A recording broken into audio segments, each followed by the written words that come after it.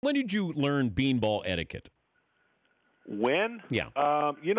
It's interesting how, we've talked about how much the game has changed. You could do 40 shows on it. But that you were told by veteran players, or at least, like I was told things that had nothing to do with the game, how to take care of the clubhouse guys, what to do here. You were told things to kind of respect the way players had kind of, paved the way or whatever.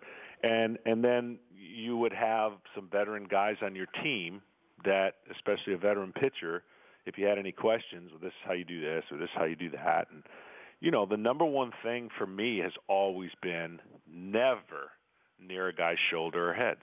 Ever. I mean, that's just like, that would be the number one thing you don't do. And the other thing, remember being told if the manager tells you to do something, you better know how to do it, and you better get it right the first time. And never really had any issues with that or misgivings of, like, confusion. Because it can despite what the obvious of what it could do to a person, it can mess up your team and your team chemistry if things are handled improperly. To me, the game has gone off the rails in a lot of different ways, and one of the ways it's gone off the rails is guys are ill-prepared to do, whether you like it or not, pitch inside or take care of business, whatever that means or translated. That's where it gets a little bit fuzzy for me. When you throw a ball up near a guy's head, I'm sorry, it better have slipped.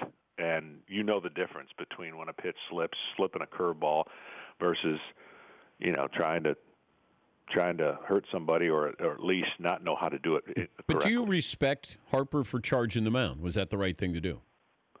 It's funny because, but here's the thing about the game. The recourses of the American League versus the National League, meaning the American League guys never bat, right? Mm-hmm. You see it happen a lot more in the American League. Pitchers who have to stand on the mound and stand in the plate are going to feel differently about a scenario unless you're a reliever and you don't get to hit a lot. But, I mean, the fact that he decided in that moment to do it, well, that's like people acting as if they never got mad at somebody cutting them off on the highway, and they've always been patient and thinking that, it happens. And that's the thing, the emotion happens. The Dan Patrick Show, weekday mornings on Audience.